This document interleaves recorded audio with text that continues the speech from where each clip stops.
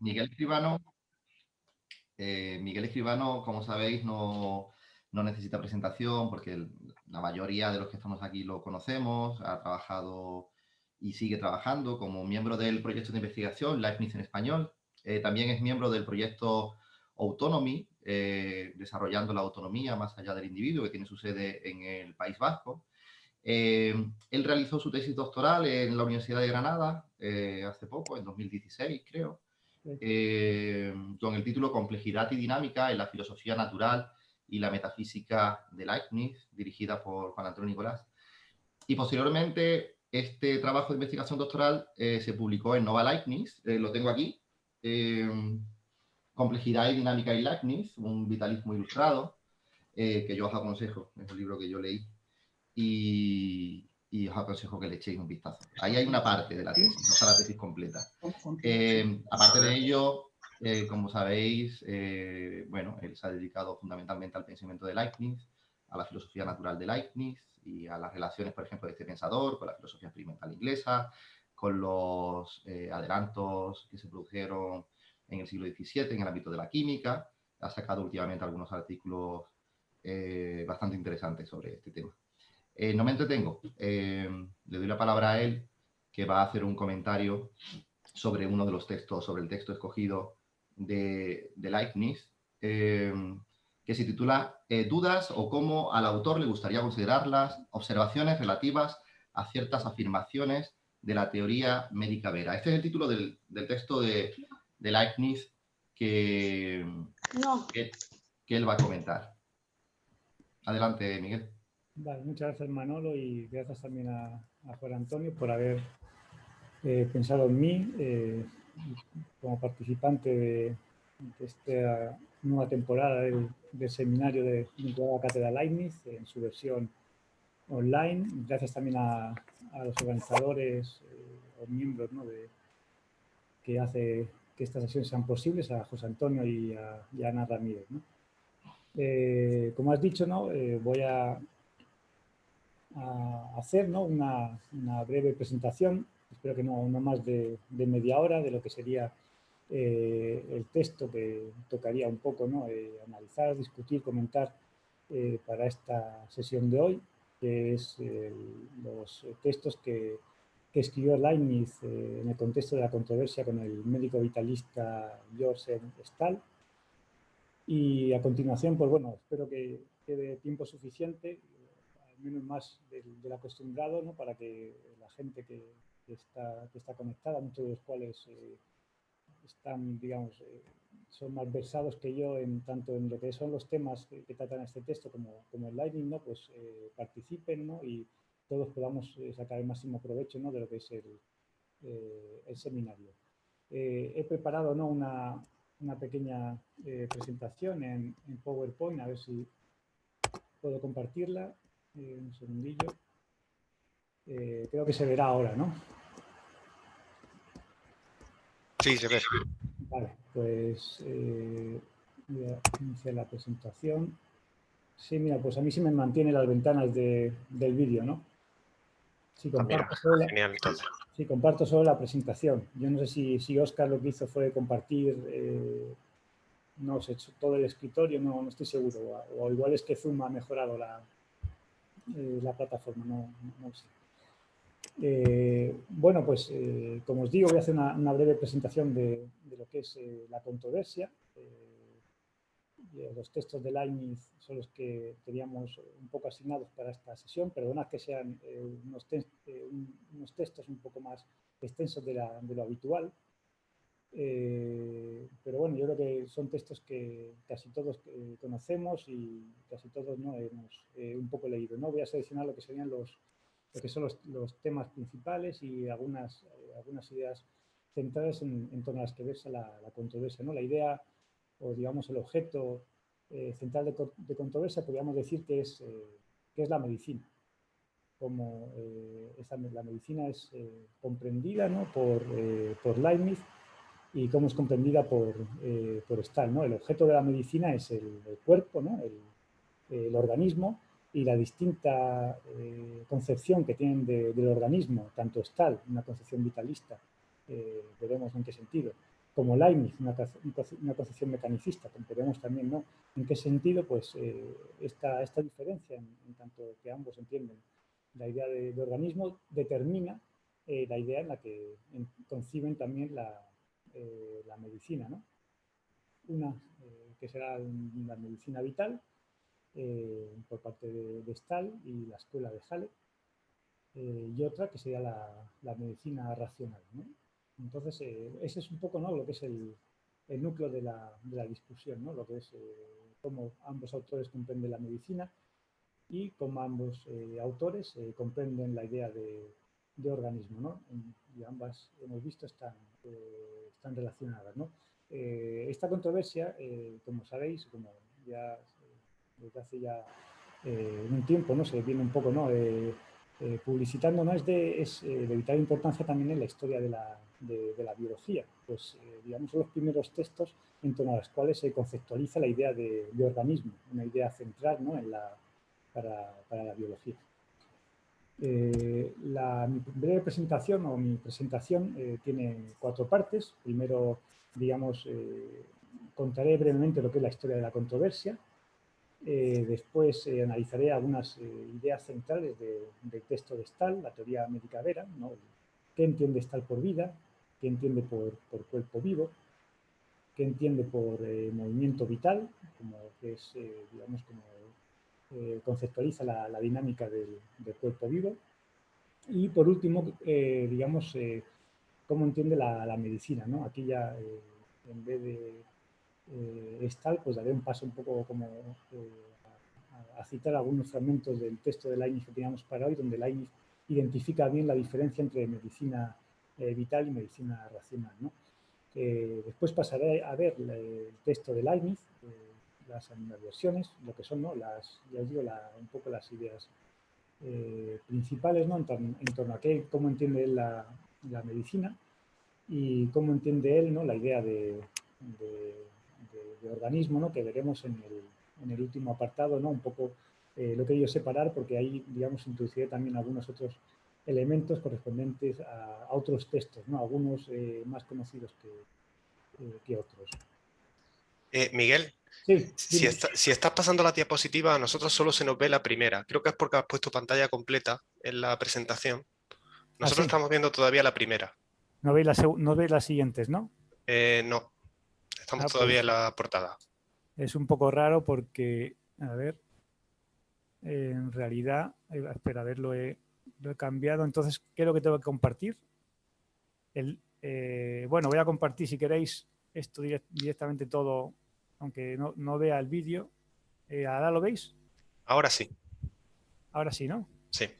Vale, o sea, había que compartir lo que es la pantalla completa, sí, efectivamente. Bueno, brevemente, ¿no?, lo que es la historia de la controversia, ¿no? Como sabéis, Stahl es un médico que se formó en la Universidad de Jena, donde además de medicina estudió química. En 1694, Stahl, digamos, gana o recibe una plaza en la recién creada Universidad de Halle, donde sigue dando clases hasta 1715, que es cuando pasa a ser médico de la corte de Berlín, ¿no? De la Universidad de Halle, ¿no? Es conocida, ¿no?, su escuela de medicina, sobre todo vinculada a esta medicina vital, a excepción, ¿no?, de un personaje también bastante relevante que también se forma en Jena como Stahl, que era Friedrich Hoffmann, que pasó también, ¿no?, a la Facultad de Medicina de Halle, y que, a diferencia de estos partidarios o defensores de la medicina vital, ¿no?, Friedrich Hoffmann es un mecanicista, ¿no?, convencido, ¿no? Pues en 1708 Stahl escribe su obra más importante, que es la teoría médica vera. Ese mismo año, ¿no?, 1708, Leibniz lee el texto y escribe una serie de notas. A partir de estas notas, al año siguiente, en 1709, redacta lo que son sus primeras objeciones, la primera parte del texto que teníamos para leer hoy, ¿no? Si habéis visto, el texto tiene 2 partes, que son, primero, ¿no?, las objeciones de Leibniz a los comentarios, a la obra de Stahl, Y después, ¿no?, otra segunda parte donde Leibniz da la réplica a unos comentarios que Stahl hace a las objeciones de Leibniz, ¿no? Pues lo que es la primera parte del texto que veíamos para hoy serían estas animadversiones escritas en 1709 a partir de las notas que Leibniz redacta el año anterior y mandadas a Stahl a través de Canstein, ¿no?, el 29, en carta de 29 de julio de 1709. Stahl lee estas objeciones y al año siguiente, en 1710, envía el 1 de octubre, también a través de Canstein, unos comentarios a las objeciones de Leibniz. Las envía a Leibniz, claro. Leibniz recibe, ¿no?, estas enotaciones, digamos, comentarios a sus objeciones y redacta al año siguiente, en 1711, unos nuevos comentarios a las réplicas de Stahl, ¿no?, o unas contrarréplicas, por decirlo así, que las denomina como excepciones, ¿no? Es la segunda parte del texto que teníamos para leer hoy, que manda directamente por carta a Stahl. Stahl, digamos, recibe esta carta y redacta otra réplica, que son las replicaciones. No sabemos si ni siquiera llegó a enviar estas segundas réplicas a Leibniz, ni por supuesto si Leibniz la leyó o no, ¿no? Es algo que en principio se supone que no, que Leibniz no las leyó, bien porque no las recibió, o bien porque Stahl no la mandó, ¿no? Pero ya os digo que es una cosa que todavía es posible que, bueno, no creo que vaya a cambiar, pero que en realidad no hay ningún indicio de que Leibniz ni siquiera leyera, ¿no?, ni siquiera conociera, ¿no?, que Stahl había escrito estas réplicas, ¿no? ¿Qué es lo que pasa? Que, bueno, en el 16 muere Leibniz y Stahl decide en 1720 publicar los textos relativos a su controversia con Leibniz sobre su obra, ¿no? Lo que hace, y lo publica, ¿no?, en una obra que se llama Negotium Notiosum, etcétera, ¿no?, uno de estos típicos títulos largos de la época, ¿no? En esta obra, ¿no?, lo que hace Stahl es redactar una introducción con su perspectiva acerca de la controversia, a la que después sigue lo que son los primeros comentarios de Leibniz, las animadversiones. Después sigue la primera réplica de Stahl, las inodaciones, y después siguen la réplica que le da Leibniz, las excepciones, pero en este caso lo que hace Stahl es, en cada réplica que da Leibniz, él pone directamente su comentario. O sea, si las réplicas están divididas en 20 o 22 parágrafos, Stahl en la edición que hace de la controversia, para el caso de esta segunda réplica de Leibniz, va dando la réplica parágrafo por parágrafo. Digo esto porque, ¿no?, si habéis visto la edición que ha hecho Duches, ¿no?, de la controversia, que en realidad es una edición del Negotium Notiosum, es decir, de la edición que ya había hecho Stahl en 1720, la última parte de la controversia se mezclan los comentarios de Leibniz con las réplicas de Stahl, o si queréis, las réplicas de Leibniz con las contrarréplicas de Stahl, ¿no? Esto, bueno, es un poco, es relativamente interesante, porque si vais a la edición que hizo unos años más tarde, o unos cuantos años más tarde, Dutens, únicamente de los textos de Leibniz vinculados a la controversia, se ve que lo que toma Dutens, digamos, como base de su edición, en realidad es el Negotium Notiosum. Porque esto se ve bien cuando en la parte de las excepciones de Leibniz se le cuela a Dutens algunos comentarios que son de Stahl. Lo digo porque solo por curiosidad, ¿no? Que si leéis lo que es el texto en latín editado por Dutens, tengáis cuidado porque en lo que es en la segunda parte de los comentarios de Leibniz se le cuela algunas de las réplicas de Stahl. Bueno, ya digo que posteriormente, ¿no?, ha habido en el 2016 o si recuerdo bien, o el 17, ha habido una edición extraordinaria de Justin Smith y Duches, ¿no?, de los textos del Negotium Notiosum de Stahl, que es en realidad la que he tomado yo de referencia para la traducción que, digamos que hemos colgado para leer en el seminario. No tanto era la de Dutens, sino, digamos, la edición de Smith y de Duchesneau. Inicialmente puse Dutens porque, digamos, cuando empecé a trabajar la traducción, la edición de Duchesneau y Smith no estaba publicada. O sea, Adelino y yo contábamos con un primer borrador y es ese borrador el que utilicé para hacer la traducción, ¿no? Bueno, y esto es un poco lo que sería, ¿no?, la historia de la controversia, ¿no?, y también un poco lo que son las ediciones. Hay otra edición, muy buena edición, de Sara Carballo al francés, ¿no?, que se me ha olvidado mencionar. Voy a pasar ahora un poco, ¿no?, a lo que son algunas ideas centrales de la teoría médica vera de Stahl. Como veis, ¿no?, que he puesto aquí en esta diapositiva, la teoría médica vera, la obra de Stahl, consta de 4 libros. El primer libro está dedicado a analizar la diferencia entre mecanismo y organismo. El segundo libro, ¿no?, está dedicado digamos, a lo que es la idea que tiene Stahl de la medicina. Es decir, se pregunta qué es aquello que es objeto de la medicina.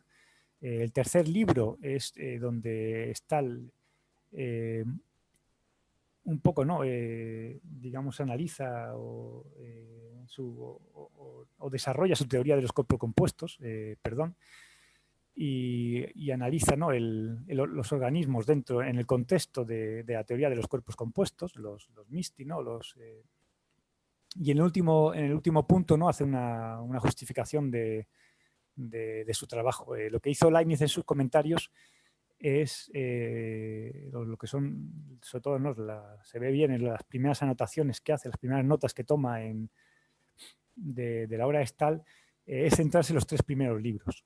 Esto es una cosa que se me olvidó comentar antes, ¿no?, lo que nos ha quedado de toda controversia, aparte, ¿no?, de lo que publicó Stahl, son también las cartas que se intercambiaron directamente o por mediación de Canstein, y también nos han quedado las notas que escribió Leibniz, las primeras notas. Cuando en la introducción que hace Duchesneau a su edición, Duchesneau y Smith omiten cualquier información a estas notas. Lo digo ¿no?, si alguno de vosotros estáis interesados, ¿no?, en el tema, en profundizar un poco más del tema, que sepáis, ¿no?, que también existen, ¿no?, estos manuscritos con las primeras anotaciones que hace Leibniz cuando lee la teoría médica vera de Stahl. Los manuscritos no están todavía transcritos, ¿no?, es lo único, ¿no? Yo los tengo en PDF, ¿no?, y por supuesto a quien quiera, ¿no?, se lo podría enviar, ¿no?, ya se puede pensar la vía, ¿no? Y sí es cierto que son interesantes porque echándoles un poco un vistazo, se ve que Leibniz comenta más partes de la teoría de la obra de Stahl que hace después, ¿no?, digamos, en los textos que le manda él por carta, ¿no? Si vemos las anotaciones, hay bastante más páginas marcadas y comentadas, ¿no?, que después en lo que es el texto final que le manda, ¿no? También otra cosa que se ve en las anotaciones de Leibniz es que están trabajadas varias veces, ¿no? Primero observamos un texto limpio, como hace Leibniz, ¿no?, escrito y dejando bastante margen, y después, ¿no?, bastante reescritura y tachadura, ¿no?, por encima del texto, ¿no? Esto un poco solo como también información adicional, ¿no? Pues ya digo, estas son las 3 partes de la teoría médica vera, ¿no? Y como veis, marca bastante lo que son los objetos de la controversia, que es la medicina, cómo ambos autores conciben la medicina, cuáles son sus elementos, el papel de la anatomía y la química de la medicina, vamos a verlo, y, ¿no?, por otra parte, cómo entienden a los cuerpos vivos, ¿no?, la idea de organismo, ¿no? Vamos a empezar con algunas nociones fundamentales, ¿no?, de la teoría médica vera, ¿no?, de Stahl, ¿no?, citando algunos pasajes, ¿no? El primero de ellos es la idea de vida. Dice Stahl en su obra, cito, ¿no?, la conservación de una tal cosa así de corruptible, se refiere al cuerpo, ¿no?, para que no se corrompa por su mero acto de ser, ¿no? Dice Stahl, ¿no?, que el cuerpo, en el cuerpo, en tanto cuerpo compuesto, ¿no?, hay una inercia hacia la corrupción, ¿no? Y, dice, ¿no?, para que esto, digamos, no, para evitar, ¿no?, esta corrupción, ¿no?, dice, aquello, ¿no?, que trabaja a contracorriente, ¿no?, para conservar el cuerpo, es aquello a lo que precisamente debemos llamar vida. Y esta es la relación, sigo citando, ¿no?, por la que el cuerpo, en tanto compuesto, ha de ser contrastado con y distinguido del cuerpo en tanto vivo. Es decir, ¿no?, en el cuerpo en tanto vivo, ¿no?, hay un principio que trabaja en contra de esta inercia a la corrupción que tiene el cuerpo en tanto compuesto. ¿No? Por un lado, ¿no?, tenemos esta idea de vida de Stahl, como bueno, ya salta a la vista, ¿no?, una idea de vida, ¿no?, si recordáis lo que dice Leibniz en el texto, ¿no?, diferente a la que define Leibniz. Para Leibniz la vida en el organismo vivo, en el cuerpo vivo, en el ser vivo, está en el apetito y la percepción, ¿no? Aquello que trabaja, ¿no?, para conservar el cuerpo en la existencia, eso es lo que Leibniz llama vegetación, ¿no? Y dice, ya en unos momentos de la controversia veis que Leibniz dice, bueno, igual lo que es solo una cuestión nominal la que nos diferencia a Stahl y a mí, porque Stahl lo que ha querido es denominar como vida lo que nosotros llamamos fuerza vegetativa, ¿no? Bueno, primera idea central de la teoría médica vera, ¿no?, que sea la vida. En ese sentido, define Stahl, ¿no?, el cuerpo vivo, ¿no?,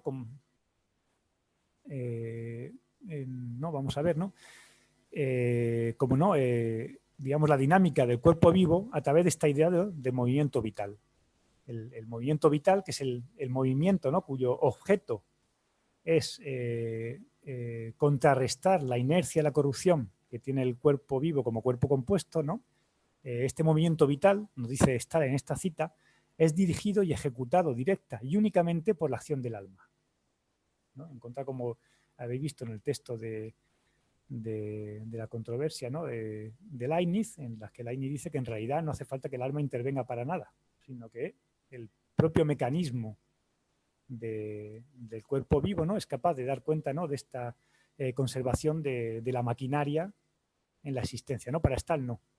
Para Stahl, ¿no?, todo el movimiento vital, que es como llama él, ¿no?, todo movimiento, ¿no?, que en el organismo va dirigido para contrarrestar, ¿no?, o digamos va dirigido con el objeto de conservar al organismo en la existencia, ¿no? Este movimiento vital, dice Stahl, es ejecutado directa y únicamente por la acción del alma, ¿no? Como, ¿no?, ejemplos ilustratorios de esta relación causal del alma sobre el cuerpo, Stahl suele poner ejemplos de alteraciones psicosomáticas, ¿no?, como estados depresivos, alteraciones del ánimo, ¿no?, los hombres, ¿no?, afectan a su, digamos, el funcionamiento normal de su organismo, ¿no? O, por ejemplo, ¿no?, otro ejemplo también muy recurrente en la controversia y también en la época es cómo, ¿no?, alteraciones en la imaginación de la madre gestante, ¿no?, son capaces de producir cambios en el estado de gestación del embrión, ¿no? Tenemos estas dos primeras ideas, ¿no?, la idea de vida, ¿no?, la idea de cuerpo vivo, y, ¿no?, donde ya hemos visto, ¿no?, cómo digamos, su dinámica está conceptualizada en torno a esta idea del movimiento vital, ¿no?, como todos esos movimientos que trabajan para contrarrestar, ¿no?, el proceso de corrupción del organismo, ¿no? Sobre estos movimientos vivos, ¿no?, vitales, perdón, es interesante, ¿no?, la caracterización que hace Stahl, ¿no? Son incorporales. Claro, son ejecutados directamente por el alma, ¿no? Es algo que, ¿no?, digamos, que compete directamente a la acción del alma, ¿no?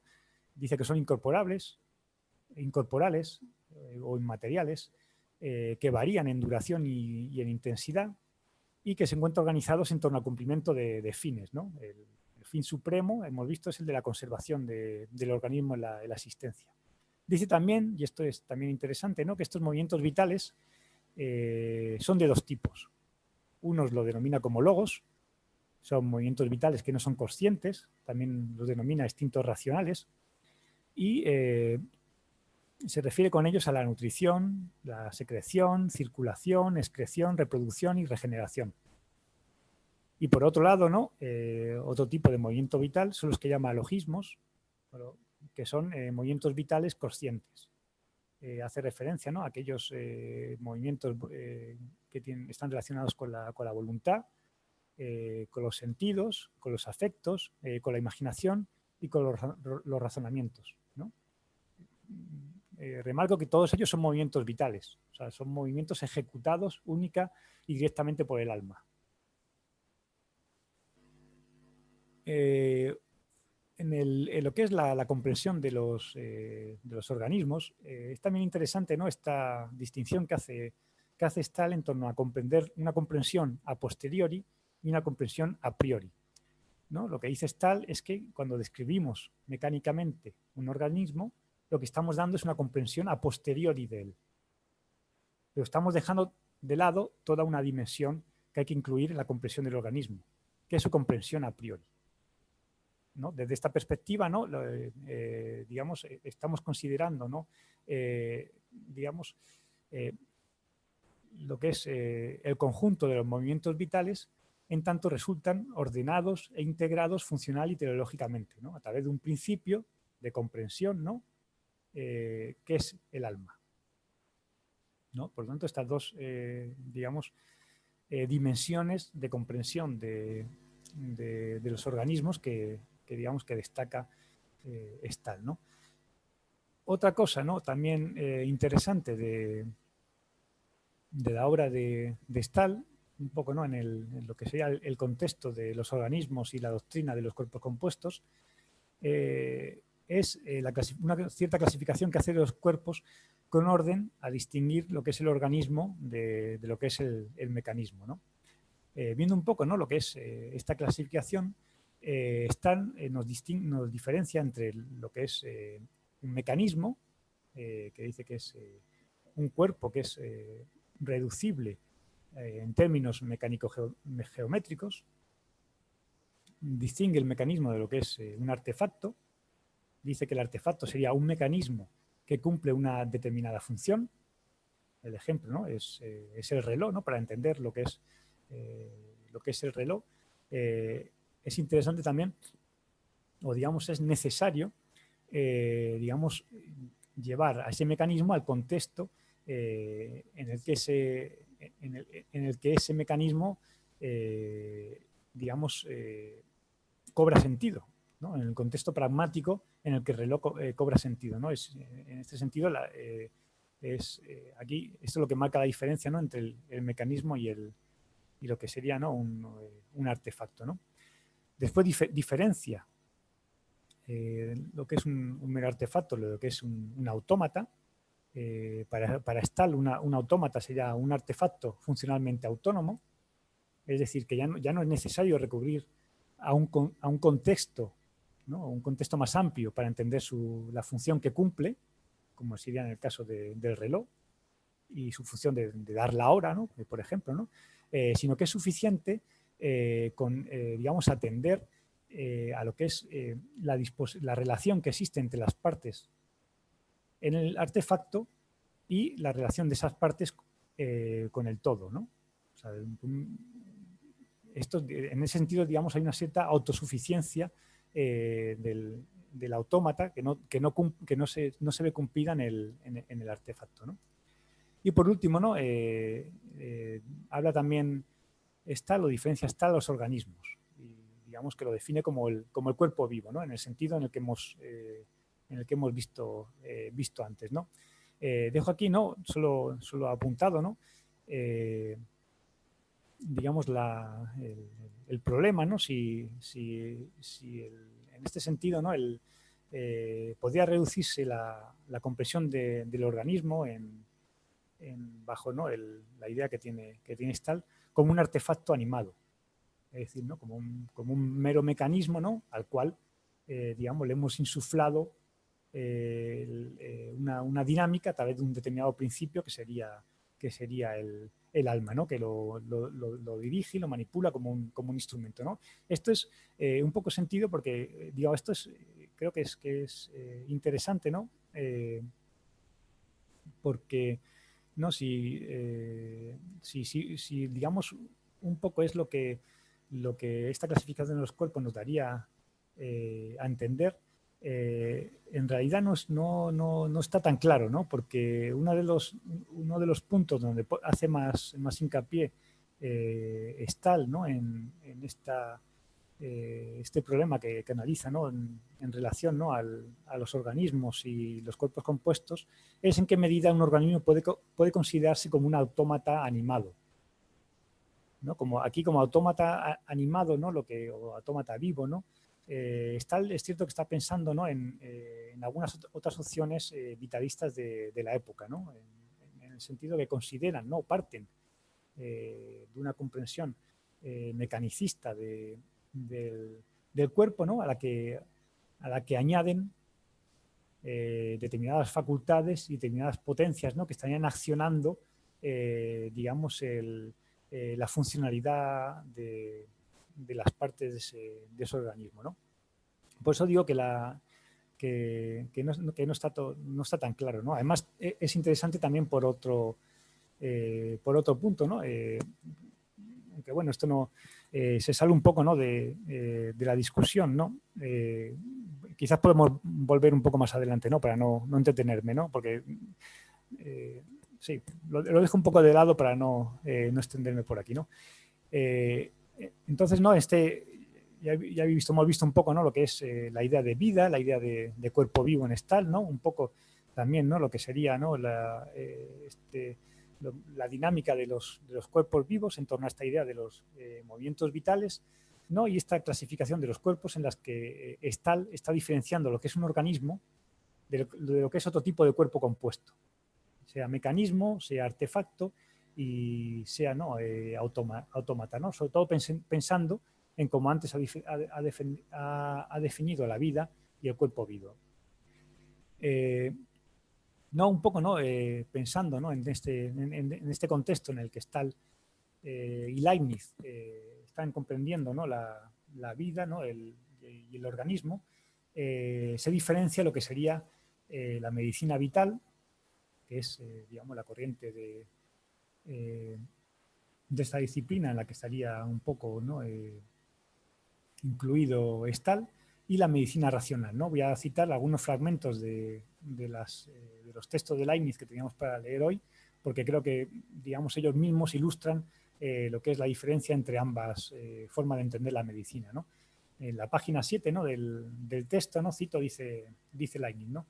En relación con la medicina, parece ser que antes los antiguos también acomodaban la observación a fines, pero en el caso de esos autores más recientes, de lo que se denomina medicina vital, de entre los cuales destacan Paracelso y Van Helmont, se han basado en una especie peculiar de razonamiento, introduciendo un cierto argeus por cuyo apetito, irritación, vigor y pereza se dirigen las acciones del cuerpo.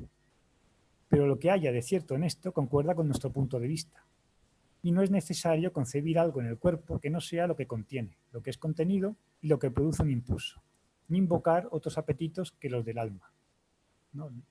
El famoso Georg M. Stahl, doctor en medicina en Halle, observando muchas cosas con ingenio que comúnmente son pasadas por alto, se ha comprometido a resucitar y limpiar esta doctrina, ¿no? La medicina vital, para que sea de utilidad práctica, ¿no? Pero bueno, sigue ¿no? Participando, ¿no? de lo que sería, ¿no? la misma forma de entender la medicina vital que los autores que cita Leibniz, ¿no? En concreto Paracelso y Van Helmont, lo que en vez de hablar de argeus, sobre todo en el caso de Van Helmont, ¿no? Stahl está hablando de alma. ¿Qué nos dice Leibniz, ¿no? Digamos un poco, ¿no? frente a esta idea de concebir la medicina como, o sea, esta concepción vitalista, ¿no? de la medicina, en la que no lo que hay que atender no es tanto, ¿no? al cuerpo, ¿no? sino al alma. lo que Leibniz nos dice, ¿no? Las siguientes cosas. He seleccionado, ¿no? algunos fragmentos, ¿no? También de algunas otras obras, ¿no? El primer fragmento, ¿no? de un texto de 1697, dice Leibniz: la medicina es la cumbre y principal fruto de nuestro conocimiento del cuerpo, ¿no? Por eso empezaba diciendo que en realidad la forma como conciben ambos la medicina está relacionada con la forma como ambos conciben, digamos, el cuerpo, ¿no? O el organismo, ¿no? En tanto la concepción vitalista de Stahl le lleva a defender o a incluirse dentro de esa corriente de la medicina que se llama medicina vital, la concepción mecanicista de Leibniz del organismo, ¿no? Le lleva a incluirse en esa concepción de la medicina como medicina racional, ¿no? Otro texto, en este caso un fragmento de Elementos de la Medicina, un texto del 82 y del 83, ¿no? Nos dice Leibniz: medicina es la prescripción de un método a una mecánica dada capaz de conservar la máquina que le ha sido encomendada de modo que funcione correctamente, ¿no? Aquí se ve sobre todo, ¿no? Lo que es ese matiz mecanicista, ¿no? de lo que es ¿no? esta corriente de la medicina en la que se ha incluido Leibniz, que sería la medicina racional, ¿no? Carta Hoffman, ¿no? Del 27 de septiembre del 99, nos dice Leibniz: los elementos de la medicina racional, los cuales no se sustentan tanto en concepciones intelectuales como tiene lugar entre los médicos cartesianos, ni tampoco en trucos de la imaginación, como tiene lugar en la medicina de los químicos o la medicina vital, como en Paracelso, sino en la práctica de su mismo arte, que provee la causa inteligible de las realidades sensibles siempre que es posible, y cuando no lo es, las consecuencias útiles de los efectos sobre la base de lo que está determinado por la experiencia sensible, incluso si no puede reducirse a causas, ¿no? La medicina racional provee la causa inteligible de las realidades sensibles siempre que es posible, ¿no? Veremos cuál es la dimensión de esta causalidad, ¿no? A la que hace referencia Leibniz. Por supuesto, ya sabemos todos que está dentro del contexto, ¿no? Digamos, del mecanicismo, ¿no? Pero también es interesante también los textos de la controversia, ¿no? Cuando, digamos, dentro de esta dimensión, ¿no? Leibniz despliega ciertos elementos de digamos, ciertas,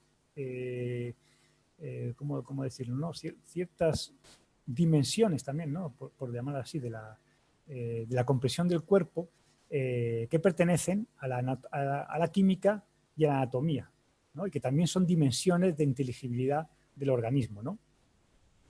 Eso, ¿no? Lo veremos, ¿no? en el último punto, ¿no?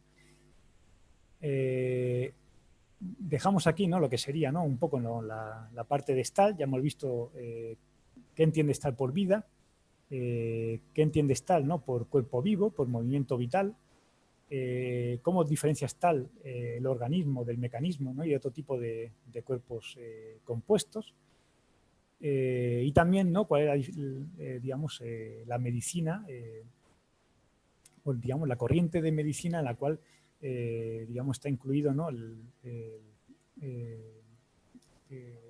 Digamos, Stahl, ¿no? Enfrente de esa medicina defendida por Leibniz y otros, ¿no? Aquí, ¿no? Vamos a pasar ya un poco, ¿no? al texto de Leibniz, ¿no? De las animadversiones, ¿no? Digamos, viendo, ¿no? Algunas también ideas centrales, ¿no? Sobre todo, ¿no? Pensando, ¿no? En las cosas que hemos visto, ¿no? Con relación a esta. No hemos visto que los objetos de la controversia son fundamentalmente dos: qué entendemos por medicina, qué entendemos por organismo. Ya hemos visto, ¿no? Un poco, ¿no? Cuál es la diferencia, como Leibniz y Stahl entiende la medicina, ¿no? La medicina vital frente a la medicina racional, una medicina en la que en realidad lo que hay que cuidar y conservar, ¿no? Lo que hay que trabajar es porque el alma, digamos, conserve su estado natural. En cambio, otra medicina, ¿no? La medicina racional, que digamos que pone el foco, digamos, en la conservación del estado natural del cuerpo, ¿no? Y otro segundo punto que vamos a ver, ¿no? Que esto no lo hemos visto antes, ¿no? Que también es objeto de controversia en este contexto de la medicina, es el papel que juegan la anatomía y la química dentro de la medicina, que ya os he dicho que en realidad son órdenes de inteligibilidad también del organismo, ¿no? Y, por supuesto, están marcados, digamos, por la posición de ambos. La posición vitalista por el lado de Stahl y la posición racionalista o mecanicista por el lado de Leibniz, ¿no? El otro objeto de controversia, que ya os decía, es el del organismo, ¿no? Vamos a ver un poco, ¿no? La relación, ¿no?, entre organismo y mecanismo en Leibniz y, ¿no?, después, si me da tiempo, ¿no?, veré, digamos, como he hecho, del mismo modo que he hecho con Stahl, un poco contextualizar, ¿no?, la idea de organismo en lo que sería una concepción del cuerpo compuesto en Leibniz, donde yo creo, esto es interesante, ¿no?, para ver cómo esas dos dimensiones de inteligibilidad del organismo, la dimensión de la anatomía y la dimensión de la química, acaban por ser integradas, ¿no?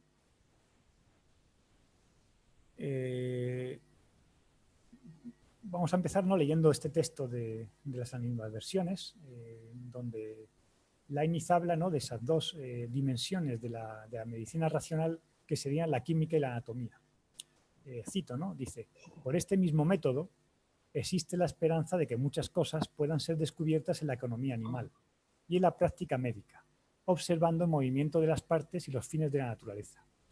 Aunque, de hecho, sacamos conclusiones a partir de los movimientos internos y la estructura de la máquina, dado que todavía sus partes internas no son desconocidas.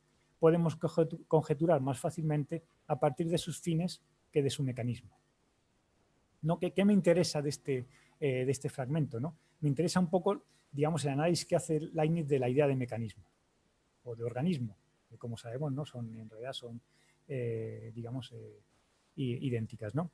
Ese mecanismo, ¿no?, el organismo, ¿no?, lo dice Leibniz, que es en parte desconocido y en parte conocido a través de conjeturas, ¿no?, lo analiza a través de los movimientos de estas dos ideas, ¿no?, la idea de movimiento interno y de estructura de la máquina, ¿no? Es decir, que, ¿no?, a la hora de, digamos, de analizar el mecanismo, tenemos que tomar en consideración, ¿no?, ambas cosas, ¿no?, los movimientos internos y la estructura de la máquina, ¿no? Esto es interesante porque esto marca la dimensión a la que se aplica, ¿no?, digamos, la química y la anatomía, ¿no?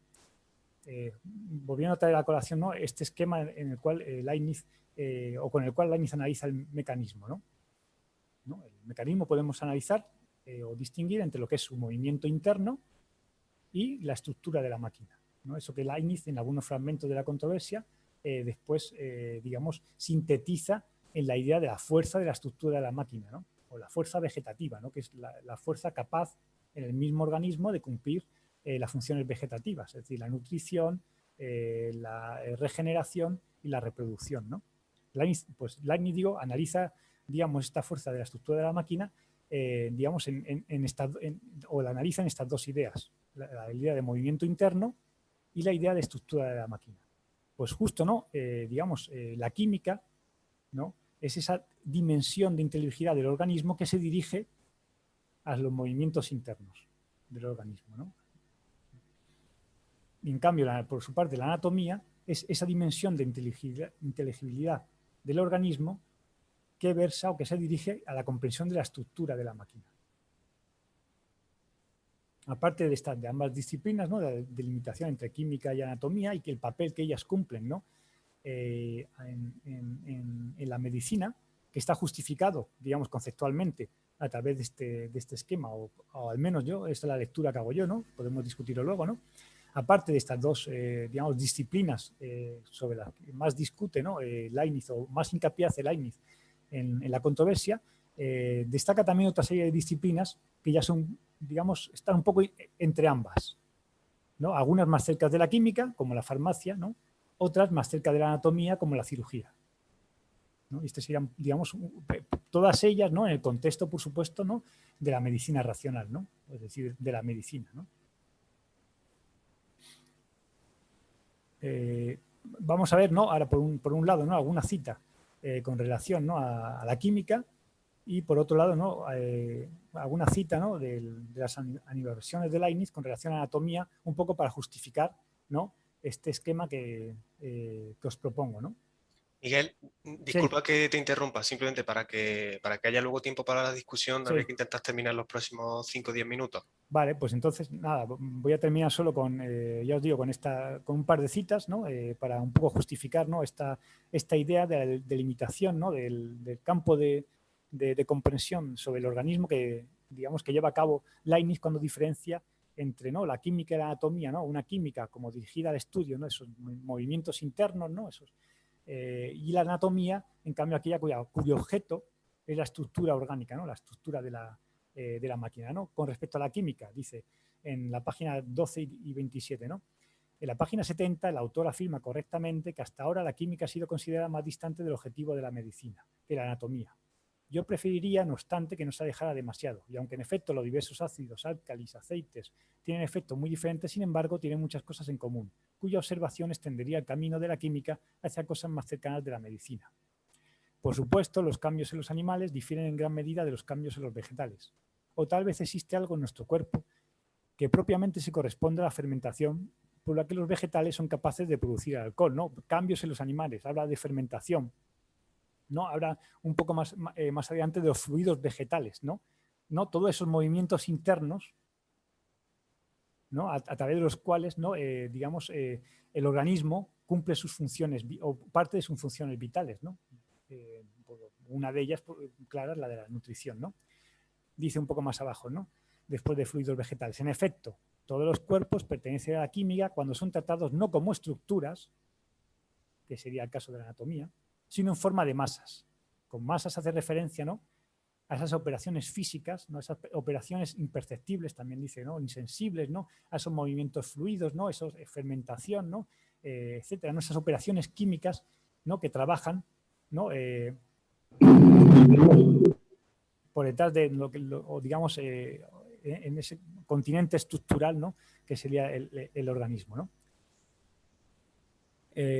Salto un poco esto, ¿no? Que es sobre el estatuto, ¿no? de la química, ¿no? Y paso, ¿no? Un poco ahora, ¿no? A la idea de la anatomía, ¿no? En la página 11, ¿no? del texto que os he dado, dice Leibniz, ¿no? Se afirma en la página 67 que la anatomía, que es una ciencia muy reciente, es más fecunda en cuestiones fuera del ámbito de la medicina. Se afirma, lo afirma Stahl, ¿no? Dice. Un poco más abajo, si queréis, ¿no? Después de los puntos suspensivos, dice Leibniz, por lo tanto, esperad que no veo bien la cita porque tengo aquí la cámara, no entiendo suficientemente con qué derecho se niega en la página 69 de la obra de Stahl que en toda la estructura y textura de las partes orgánicas del cuerpo no haya nada que sea de relevancia para el médico. Esto es sobre lo que trata la anatomía, la estructura y texturas de las partes orgánicas del cuerpo, ¿no? Un poco, digamos, la idea era justificar un poco el esquema, ¿no? Que os he dado antes, ¿no? Que delimita un poco las funciones de la química y la anatomía en tanto dimensiones de inteligibilidad del organismo, ¿no? La química, dirigida a las masas, también habla, ¿no? De las ciencias de las semejanzas, dejo por ahora de lado, ¿no? Y si alguno quiere, ¿no? Enfrentarse al reto de qué entiende Leibniz por esa ciencia de las semejanzas, ¿no? Me quedo más en el ámbito, ¿no? de las masas, ¿no? Como todo aquello, ¿no? Esas operaciones físicas, ¿no? Esos de fermentación, ¿no? Y ¿no? Etcétera, que tiene lugar, ¿no? en el organismo. Y la anatomía, por otro lado, ¿no? Lo que trata es de la estructura de la máquina, ¿no? Esto lo he un poco ilustrado con este dibujillo, ¿no? O este autómata, ¿no? Que diseñó Jacques Vaucanson, no sé cómo se pronuncia en francés, disculpad, 1739, ¿no? Es como si, es un poco, es muy simple, ¿no? Pero es como si la anatomía, ¿no? Describiera lo que es las partes que observamos en el pato, ¿no?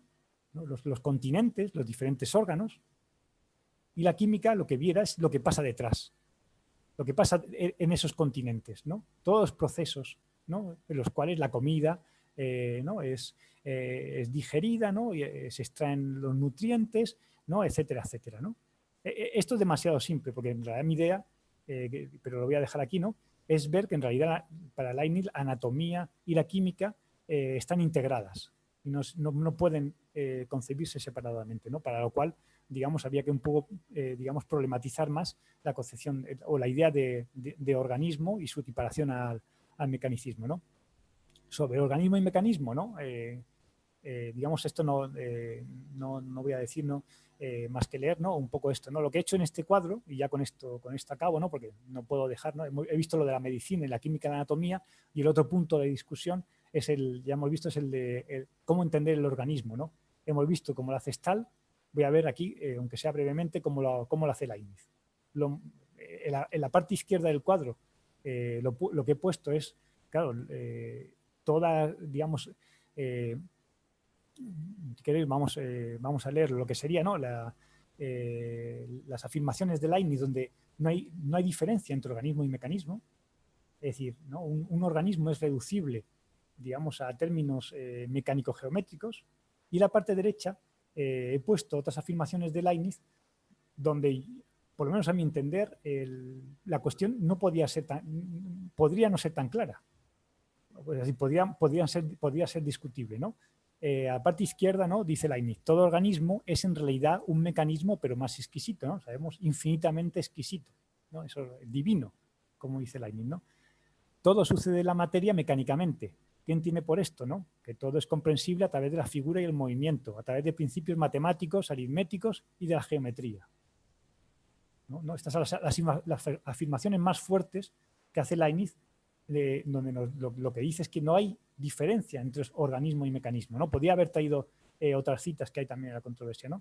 En la parte derecha, ¿no? Otras ideas, digamos, de las que habla Leibniz con relación a los organismos, que digamos que son, yo creo que se puede un poco problematizar si son reducibles o no a términos mecánicos, ¿no? Cuando habla de fuerza vegetativa, ¿no? A través de la cual se cumplen las funciones de nutrición, ¿no? De regeneración y de reproducción, ¿no?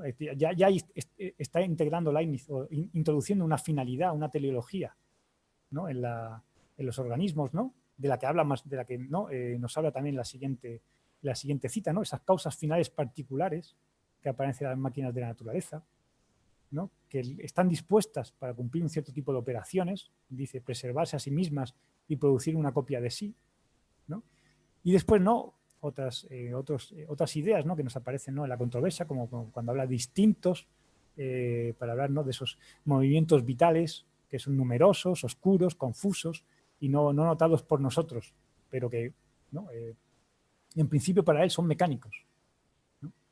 Aunque no sepamos muy bien, ¿no? Cómo, digamos, cómo están, ¿no? Operando, ¿no? Solo quería, ¿no? con esto un poco, ¿no? Problematizar la idea, ¿no? De la identidad que Leibniz, ¿no? Promulga frente al vitalismo de Stahl entre organismo y mecanismo, ¿no? Cuando dice repetidamente, ¿no? Que el organismo no es más que un mecanismo, ¿no? Pero después, ¿no? Digamos, cuando despliega la dimensión, ¿no? en la que entiende, ¿no? El organismo, hay algunas ideas que podemos problematizar si en realidad son reducibles o no a términos mecánicos. En los textos de la controversia es claro que sí, pero por supuesto no, hay otros textos en los que Leibniz no está tan marcado por su, digamos, por su contrincante, por decirlo así, ¿no? En los que, digamos, y él se expresa, ¿no? En unos términos que ya no son tan extremadamente ortodoxos en términos mecanicistas, ¿no? Bueno, y aquí me callo un poco, ¿no? Aquí espero, ¿no? Haber un poco ilustrado lo que sería, ¿no? Los dos objetivos de la controversia, ¿no? Que sería voy a ver si puedo dejar de compartir un segundillo ahora, ¿no? Sí. Lo que serían, ¿no? Los dos objetos, ¿no? Más principales de la controversia, que es la concepción que ambos tienen de la medicina y la concepción que ambos tienen del organismo, ¿no? Y ¿no? ya os he dicho, ¿no? Que por la parte, por lo menos, del organismo es bastante, ¿no? Relevante, ¿no? A la, un segundillo, ¿no? Solo un minuto solo, que voy a hacer voy a enseñaros una cosa, porque creo que esto sí que es relevante porque no todos me imagino que estáis al tanto de voy a pasar, me imagino que se ven las diapositivas, ¿no? Tenéis aquí lo que es el catálogo de la serie 8, donde estarían recogidos, ¿no? Estos textos, los textos sobre medicina, sobre química y biología, etcétera, ¿no? Si veis, lo que destaca con más de 3.000 páginas son los textos dedicados a la medicina. Y la mayoría de estos textos están sin transcribir. Es decir, que todo lo que he dicho aquí, todo lo que podemos decir acerca de la medicina, ¿no? Digamos, está un poco a la espera de ser matizado con la publicación de estos textos. Que no va a ser, que digamos que a priori no va a ser una publicación, ¿no? Digamos que faltan unos cuantos años para que se publiquen, ¿no? Seguramente, ¿no? Bastantes, ¿no? Puesto que en lo que es el calendario de publicación, ¿no? En el plan de edición, son uno de los últimos volúmenes que se van a publicar, ¿no? Habéis 3.000 páginas dedicadas a la medicina y, digamos, a la química y a la biología son 65 y a la química 47, o sea, más de 100 páginas, ¿no? Pero bueno, ya sabéis cómo es Leibniz, en los textos, ¿no? Que dedica a la medicina seguro que hablará de 1.000 cosas más, ¿no? También entre ellas, ¿no? También de la química, ¿no? Y otras cosas, ¿no? Bueno, solo un poco esto para que veáis un poco lo que es el estado un poco precario, ¿no? En el que todavía reflexionamos sobre estas ideas en Leibniz. Ya me callo, ¿no? Perdonad si me he extendido más porque la idea es que participéis los demás y no que esto sea solo un monólogo mío, ¿sí? Muy bien, pues muchísimas gracias, Miguel. Pasamos ahora al turno de discusión. Tenemos unos 25 minutos aproximadamente. Como sabéis, para pedir el turno de palabra, escribir la palabra turno en el chat. Y bueno, vamos a intentar que las intervenciones sean lo más breves posibles para poder facilitar que participe más personas. De momento, Óscar Esquisabel ha planteado una pregunta. Sí, perdón. A ver, me desmutearon. No, quería preguntar, porque no estuve presente, ¿a qué hora empieza? ¿A qué hora empezó? Porque acá son las 13 ahora recién. Empezó a las 5 aquí hace 1 hora y 10 minutos. Claro. Acá ustedes pusieron en el horario Argentina 13 a 14:30. Las 13 son ahora. Sí, no sé si por el cambio de hora. Los cambios de horario, ¿no? Claro. Debe ser el cambio de hora, sí. Sí. Así que, En España hemos cambiado de hora, sí. sí. Bueno, entonces para la próxima tengan en cuenta porque no hay nada. Lamento mucho porque era un tema que me interesaba muchísimo, pero llegué solo para estos comentarios finales, aunque pude leer bastante de la, no todo, pero pude leer bastante de la traducción.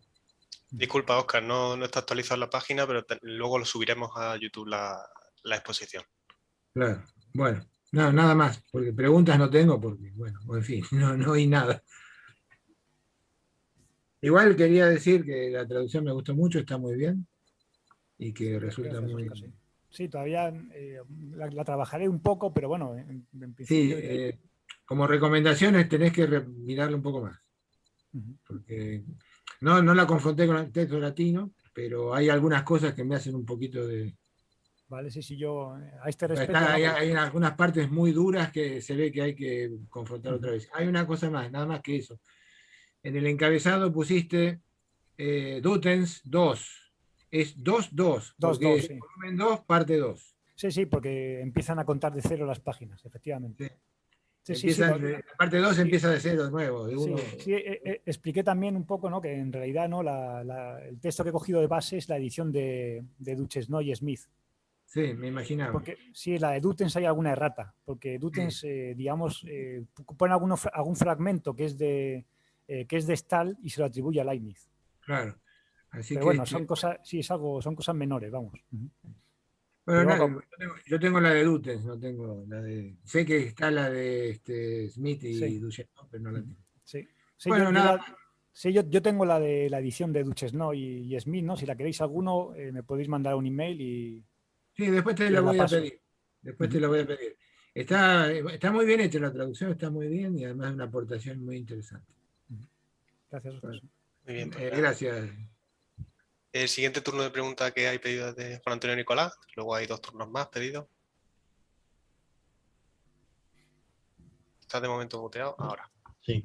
Bueno, primero pedir disculpas por el tema de la hora que ha planteado Óscar, ¿eh?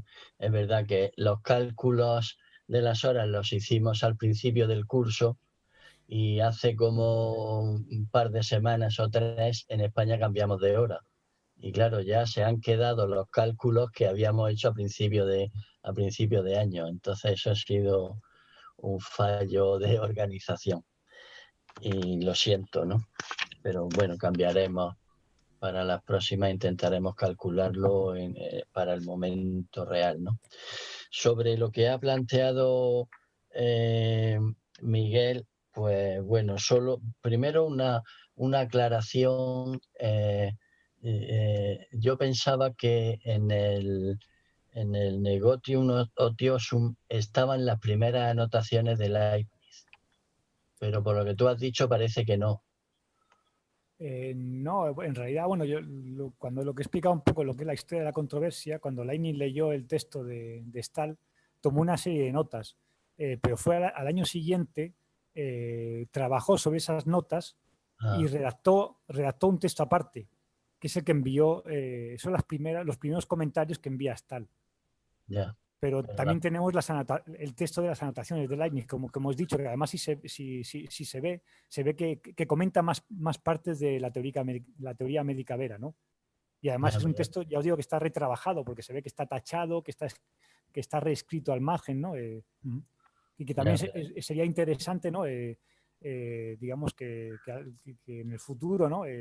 Digamos, trabajar eso, porque parece que es, ¿no? una otra fuente, ¿no? Complementaria para este tema. Sí, pero que esas anotaciones primeras no están entonces en Negotium Otiosum. No están. No, Leibniz hizo una selección y trabajó sobre la selección que hizo de comentarios. ¿Sí? Ya.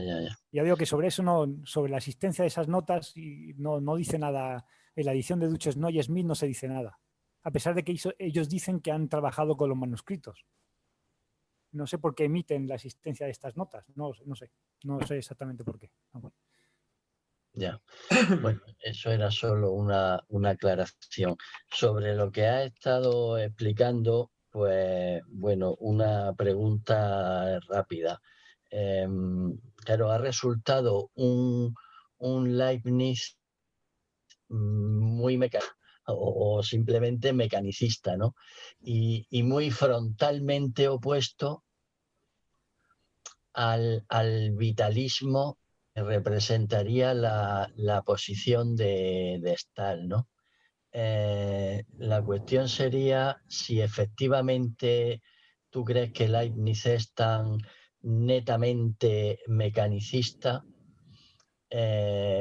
o al final lo has dejado un poco abierto eso, ¿no? O más bien algún tipo de principio vital incluye Leibniz también en otros textos, ¿no? Entonces, ¿dónde queda en este planteamiento así o en esta confrontación tan netamente mecanicista, dónde queda el principio vital del que Leibniz también habla? Sí. ¿Eso dónde quedaría? Porque a lo mejor eso supone alguna matización y a lo mejor en la controversia, pues precisamente por enfrentarse contra Stahl, Leibniz ahí se pone, digamos, muy netamente mecanicista, ¿no? Pero en otros ámbitos no lo hay. Sí que hay un principio vital que además tiene carácter teleológico y demás. Entonces eso en el mecanicismo de Leibniz, tal y como tú lo has explicado, ¿dónde queda? Sí, bueno, en los mismos textos Leibniz lo dice también. Dice, bueno, lo que yo entiendo vida reside en el apetito y la percepción. Ahí está el vitalismo. Ese es el límite que pone al vitalismo y que después, digamos, viene estructurado por su concepción del cuerpo vivo, no como una unidad cuerpo y alma, ¿no? Pero una unidad en la que ni cuerpo y alma no están mezclados. No hay confusión entre ambos, como parece, o como Leibniz le reprocha a Stahl, ¿no? Cuando si habéis visto el texto, ¿no? Leibniz dice, bueno, primero nos habla de que los movimientos corporales los movimientos vitales son inmateriales. Ahora nos dice que el alma es corporal. Dice, claro, aquí las cosas no están claras. Entonces, es cuando Leibniz, frente, ¿no?, a esa postura de estar, ¿no?, pone, ¿no?, la claridad y la distinción a través de la idea de la armonía preestablecida y el paralelismo, ¿no? Pero, por supuesto, en Leibniz, en lo que es el ser vivo, no se puede, es una unidad, cuerpo y alma.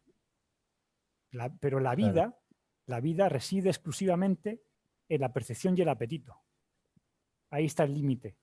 Lo que yo he querido también problematizar, ¿no?, porque esto yo creo que está bastante claro, ¿no?, es si podemos ir también más allá de ese límite, ¿no? Si en realidad cuando Leibniz nos describe, ¿no?, el cuerpo, no solo los cuerpos vivos, ¿no?, otro tipo de, ¿no?, de cuerpos, ¿no?, es estrictamente mecanicista, ¿no? Por ejemplo, cuando habla de una inercia natural, cuando habla de una resistencia propia, ya no estoy hablando, ¿no?, de cuestiones, ¿no?, como la fuerza vegetativa, ¿no?, la fuerza de la estructura de la máquina, ¿no?, que parece, ¿no?, que ya no estoy hablando de la química y la anatomía, ¿no? Cuando una de las cuestiones que he dejado de lado es el estatuto de la química. Si la química para Leibniz tiene un estatuto propio o es reducible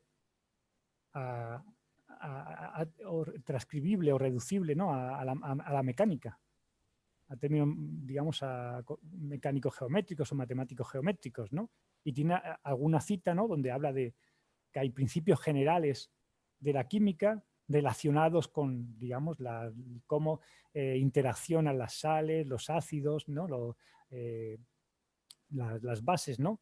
Y eso, digamos, parece que está dando un estatuto propio a la química, ¿no?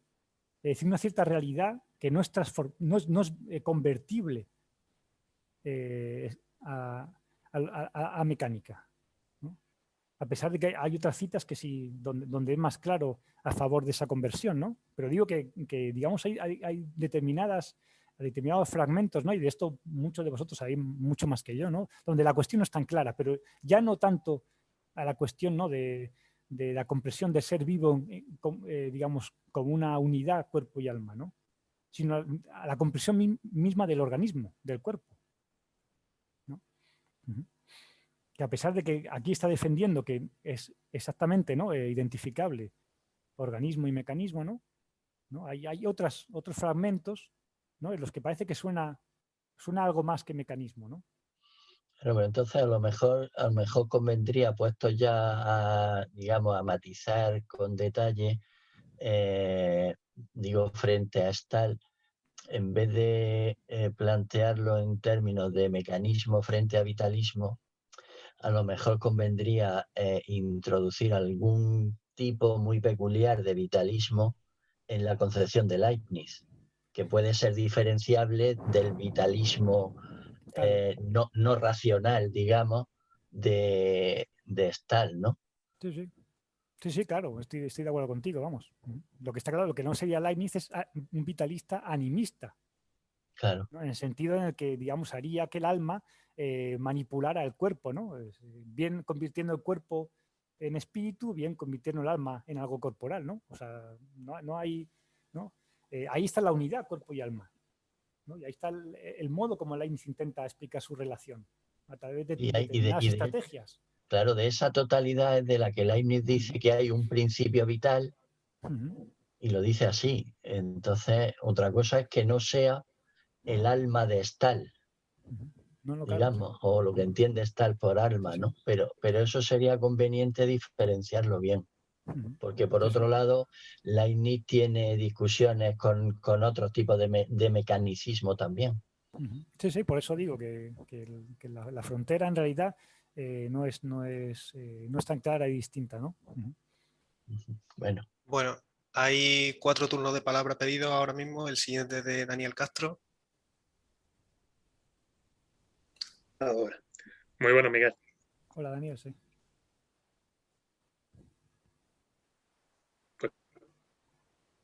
Se te oye un poco entrecortado. Sí. Por la experiencia por un tema que resulta controvertido. ¿Ahora? Sí, a ver. ¿Ahora mejor? Que te decía que sobre todo resulta espléndida, por lo poco tratado irónicamente, que está el tema de la vida, ya que aún ni se sabe qué es. Incluso podemos afirmar junto a Calderón que es una ficción, una sombra, una ilusión, o como dicen los analíticos, no deberíamos ni estar seguros de que nosotros la tengamos, bien podríamos ser zombies.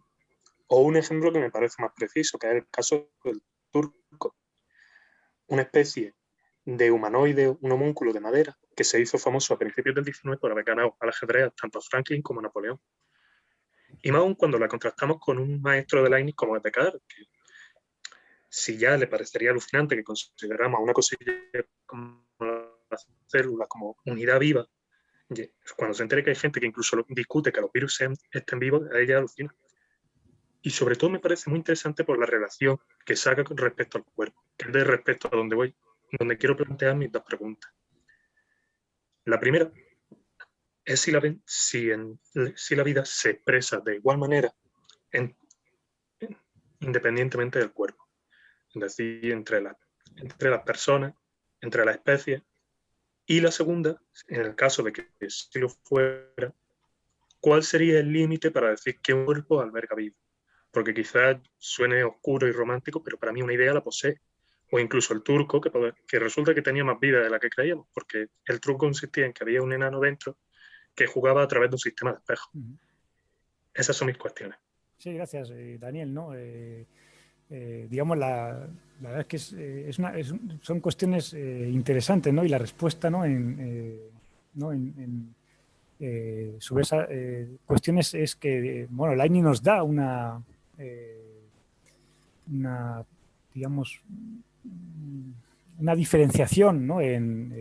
Digamos, en lo que son los seres dotados de vida, ¿no? De lo que serían, en realidad, todos serían sustancias, en realidad, ¿no? Digamos, lo primero que ha de tener, ¿no? Es que tiene que ser una unidad cuerpo y alma. Es decir, si no hay alma, para Leibniz ya no está vivo. Entonces, ahí hay digamos, un límite que diferenciaría, por ejemplo, un organismo vivo, si tú quieres, ¿no? Aunque sea más pequeño gusano, ¿no? Dice Leibniz, ¿no? De lo que sería una especie química, ¿no? Una especie química podrá tener, incluso Leibniz considera que puede tener cierta forma propia o figura propia, una cierta entidad, ¿no? Pero no es una verdadera sustancia, no es una verdadera entidad, porque no tiene alma, no tiene percepción y apetito, ¿no? Y una vez establecido esto, lo que dice Leibniz, bueno, hay distintos grados en los que la vida se manifiesta, ¿no? El grado más simple de percepción que puede tener, ¿no? el más diminuto ser vivo, ¿no? Del cual no sabemos muy bien exactamente qué es, pero Leibniz habla de él, ¿no? El más mínimo grado de percepción, ¿no? A otros grados que ya, ¿no? Resultan un poco más claros para nosotros, ¿no? Como es el de las plantas, ¿no? El de los animales y el de los hombres, ¿no? En los que Leibniz, ¿no? Va diferenciando, digamos, esos tipos de vida en función, ¿no? de las facultades, ¿no? que van emergiendo en el alma, ¿no? Desde lo que es la vegetación, ¿no? Digamos, y la reproducción, ¿no? en las plantas, ¿no? En los animales, que incluso, ¿no? llegan a tener memoria, ¿no? Y ya los hombres, ¿no? tienen la conciencia de sí, el razonamiento, etcétera, ¿no? Algo bastante simple, ¿no? Pero es cierto que lo que es el límite más pequeño, ¿no? Ese homúnculo, y por ese animáculo tan pequeño, ¿no? Del que habla Leibniz, que sería, ¿no? El grado más ínfimo de percepción, pues bueno, no sabemos muy bien, ¿no? en qué consistiría, ¿no? Pero sí que Leibniz piensa, ¿no? En una escala dentro de lo que sería, ¿no? la expresión de la vida en la naturaleza, ¿no? Pero por supuesto, siempre, digamos, marcando el límite de que vida es alma, percepción y apetito, ¿no? Y por supuesto no va más allá, ¿no? Y no se plantean, ¿no? cuestiones que son más bien actuales, ¿no? De la filosofía de la biología, ¿no? Por eso no prefiero detenerme, ¿no? un poco aquí. Muy bien, pues Vale, tenemos gracias. además 3 turnos de palabra. El siguiente de María Ramón. Gracias. Miguel, en primer lugar, yo también quería hacer referencia al texto que has traducido, que me ha gustado mucho la traducción y me ha parecido muy, Muy interesante, ¿no? Que nos Gracias. pasaras un texto de este calibre y largo traducido.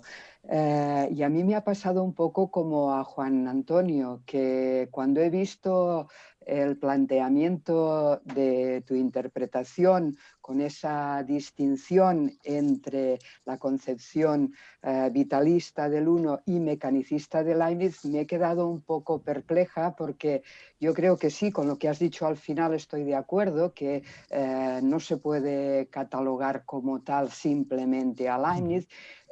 Vaya, yo diría que incluso dentro de los textos que tú nos has puesto, que lamento que eso del tiempo nos haga reducir la explicación, porque creo que lo que has pasado sin explicarnos era sustancial a lo que querías sostener, pero vaya que incluso lo que he llegado a ver en la 2, por ejemplo, está negando, lo has puesto en la columna de mecanicismo y lo está negando porque está hablando más de fines que de mecanismo. Y en la 3 me lo he apuntado, has citado, todo sucede en la materia mecánicamente, sí, en la materia, pero eso no es el organismo, ¿no? Digamos, o por lo menos es discutible que se esté refiriendo. Y cuando hablas de percepción y apetito, y sí, además tenemos en cuenta toda la metafísica leibniziana de la mónada, pues claro, situarlo en el mecanicismo, claro, sí. Yo creo que vaya, que no se sostiene. Bueno, yo por lo menos no lo veo demasiado de este modo, ¿no? Que es compleja la posición de Leibniz, estoy completamente de acuerdo. Que él pone puntos sobre las is al vitalismo de Stahl, completamente de acuerdo, y lo has estudiado y lo has mostrado, y que para él vitalismo no es animismo también, por supuesto, y eso es contrario a su manera de presentarlo. Y la pregunta que también te quería hacer es, ¿qué opinas de la tesis o del libro que le dedica a esta cuestión? Dices, no, si estás de acuerdo con su tesis, sobre todo del libro que dedica específicamente a Leibniz. No sé si compartes su tesis. Gracias. Y perdonadme, pero me tendré que desconectar rápidamente porque tengo otra cosa después de oírte. Sí, bueno, te contesto rápido. No estoy de acuerdo. Está claro. Pero bueno, yo creo que esto ya, a los que lo que me habéis escuchado, ¿no? Los rolletes que suelo soltar por ahí, que siempre se repiten un poco, ¿no? Quitando hoy, que he intentado ser un poco más, ¿no? Me he contenido un poco, ¿no? En realidad, ¿no? Los que, bueno, yo creo que todos sabéis un poco, ¿no? Mejor que yo de qué va, ¿no? El asunto, ¿no? Duchesneau tiene una interpretación muy mecanicista de Leibniz. Y en algunos textos, ¿no? Primero empieza marcando que es solo una cuestión metodológica o epistemológica, ¿no? Que Leibniz resalta el valor heurístico del mecanicismo, pero en cambio después otros textos, incluso en esos mismos textos, ¿no? Duchesneau va permeando también lo ontológico y lo metafísico y acaba en realidad convirtiendo a Leibniz en un mecanicista puro y duro, ¿no? Y yo creo que hay límites, ¿no? No he podido tener ¿no? una discusión, digamos, un poco tranquila con él, ¿no? Cuando he estado con él, ¿no? Pues bueno, primero el problema del idioma y después, ¿no? El problema de los contextos, de los seminarios, ¿no? Y digamos, los límites temporales, ¿no? Pero no, él no toma en consideración otras opciones. ¿No? En este sentido, Justin Smith está un poco más abierto, ¿no? Digamos, a dar una visión más amplia. He de decir, de todas formas, que en la introducción que tienen al texto de Stahl, ¿no? donde está la controversia, ¿no? Que editaron Smith y Duchesneau, no remarcan tanto, no hacen tanto de Leibniz un mecanicista, aunque es cierto que son, digamos, que se quedan, digamos, en una posición bastante neutral. Un poco, ¿no? Haciendo mención a lo que hablaba, ¿no? Con relación a la pregunta de Juan, que siempre está el alma. Es decir, no debemos olvidar que el ser vivo no podemos dejar a un lado al alma, que es donde Leibniz dice que genuinamente reside la vida. Es decir, si quitamos el alma, el organismo ya no está vivo. ¿No? Por eso me ha sorprendido que lo presentaras hoy así. Sí, sí. precisamente. ¿Ya? Lo que es más interesante, o sea, exceptuando ya, ¿no? Digamos, el contexto de la monadología, ¿no? Y otras cosas, ¿no? Que también desarrollaron otros artículos, ¿no? Una cierta visión ecológica, ¿no? Que hay de la armonía entre las sustancias, ¿no? Que hay un fragmento precioso, ¿no? En la controversia con Stahl, ¿no? Cuando habla del gusano, ¿no? Y la morera, ¿no? De seda y la morera, cómo necesita de la hoja, cómo necesita del sol, ¿no? Y habla y interpreta de ese modo la relación entre los seres vivos, ¿no? Un texto, ¿no? Con un marcado carácter que ahora diríamos ecológico, ¿no? Exceptuando todo eso, que podía hacer un vitalista, pues ya, dado que toda la naturaleza está lleno de vida, el infinito, ¿no? Exceptuando eso, lo interesante también digamos, de la controversia es que también podemos problematizar solo el lado del cuerpo y el organismo. O sea, exceptuando el lado del alma, tampoco es claro que el cuerpo, tal y como lo describe Leibniz, sea puramente mecánica. Sea una descripción, ¿no? Aunque él lo repite, ¿no? Sobre todo contra Stahl y en otros fragmentos, ¿no? En cambio, hay otros fragmentos en lo que, digamos, ascribe al cuerpo otras dimensiones, ¿no? Que ahora mismo lo veríamos como que no son mecánicas, ¿no? Pero que cuesta en realidad también asimilarlas mecánicamente, ¿no? Por ejemplo, ¿no? He puesto los ejemplos de la inercia, cuando habla de la inercia natural, ¿no? De la resistencia propia del cuerpo, ¿no? En términos más, ahí no hay organismo alguno, ¿no? Son cuerpos físicos, ¿no? Eso ya no suena a un mecanicismo ortodoxo, donde solo hay figura, movimiento, choque, ¿no? Ya hay un principio, ¿no? Que permite al cuerpo reaccionar frente a los agentes externos, ¿no? Es ya un poco más complejo y, por supuesto, lo que dices tú, ¿no? Cuando habla de los fines particulares, ¿no? Que están en la materia, ¿no? Etcétera, ¿no? Y en los organismos en concretos, ¿no? Que hace que ellos mismos, ¿no? Digamos, sean capaces de nutrirse, ¿no? Reproducirse, ¿no? Etcétera, ¿no? Bueno, eso, a ver cómo asimilas eso en términos mecánicos. Claro, sí. Podría haber, digamos, se podía hablar de más cosas, ¿no? No he querido, ¿no? Meter más ingredientes. Había alguno más al final, ¿no? Que he dejado, ¿no? El tema de la preformación, de la metamorfosis, ¿no? El tema también de algunos textos donde Leibniz habla de la eductio, de la educción, ¿no?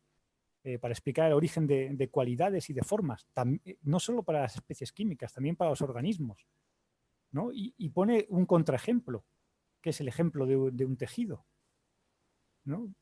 Para diferenciarlo de lo que es la forma de un tejido de lo que es la forma de una especie química o de un organismo, ¿no? La forma de un tejido resulta de la suma mecánica de la forma de los hilos, ¿no? En cambio, la forma, ¿no? De un organismo, ¿no? Y la forma de una especie química, ¿no? No es reducible la suma de sus partes componentes, de sus ingredientes, ¿no? Educe, dice, durante la génesis, durante la reacción química, ¿no? Digamos, hay dimensiones, ¿no? O muchos fragmentos que escapan un poco de lo que sería el mecanicismo, ¿no? Y creo que también, ¿no? Hay que un poco, ¿no? Ponerlos digamos, resaltarlos un poco, ¿no? Y problematizar un poco, ¿no? Todo el asunto, ¿no? Pero es cierto, ya te he dicho que en principio yo no estoy de acuerdo, ¿no? a la interpretación, ¿no? Tan marcadamente mecanicista que tiene Duchesneau, ¿no? Sí, de acuerdo. Gracias, me tengo que ir. Vale, hasta luego, perdona.